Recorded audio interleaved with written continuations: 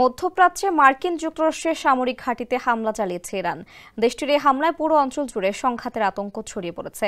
এমন পরিস্থিতিতে মক্কা মদিনায় কোন আকাশ প্রতিরক্ষা ব্যবস্থা ব্যবহার করা হয় তা সামনে এসেছে।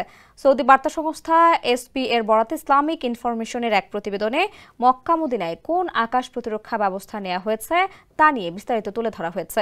প্রতিবেদনে বলা হচ্ছে, সৌদি আরব মার্কিন আকাশ প্রতিরক্ষা ব্যবস্থা প্যাট্রিয়ট এবং থার্ড ব্যবহার করে।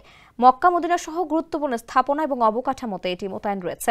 2015 সালে ইয়েমেনের বিদ্রোহীরা দেশটিতে ড্রোন ও ক্ষেপণাস্ত্র হামলা চালায়। এরপর থেকে সৌদি আরব রেওথিয়নের তৈরি আমেরিকান প্যাট্রিয়ট ক্ষেপণাস্ত্র প্রতিরক্ষা ব্যবস্থা মোতায়েন করেন। এটিকেই তাদের আকাশ প্রতিরক্ষার জন্য ব্যবহার করা হচ্ছে। কেবল হজের মৌসুম নয়, সারা বছর ধরে এটিকে সক্রিয় রাখা হয়।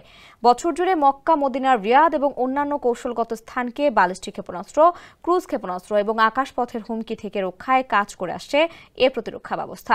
ইসলামিক ইনফরমেশন জানিয়েছে, প্যাট্রিয়ট ব্যবস্থায় উন্নত রাডার এবং ইন্টারসেপ্টর ক্ষেপণাস্ত্র রয়েছে। এটি একই সঙ্গে একাধিক লক্ষ্যবস্তু ট্র্যাক করা ও ধ্বংস করতে সক্ষম।